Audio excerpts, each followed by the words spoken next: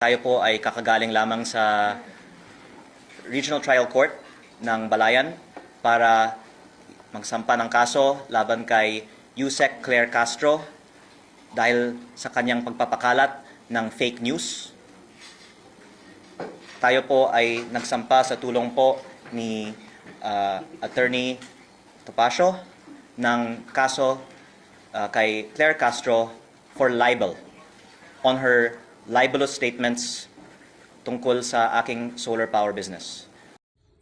Nagpasaka og kasong libel si Batangas 1st District Representative Leandro Liviste batok ang Presidential Communications Office Undersecretary Claire Castro niining Biyernes, Enero 16, 2026. Matud pa kang Liviste tungod kini sa giingog fake news nga mga content nga gipagawas ni Castro batok kaniya ug batok usab sa kumpanyang iyang gipanag-iya.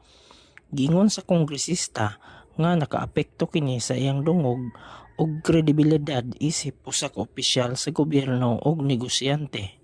Gipasabot usab ni Liviste nga civil case una ang iyang gisampa ug dili criminal case tungod kay wala siya tuyo nga mapreso si Undersecretary Castro.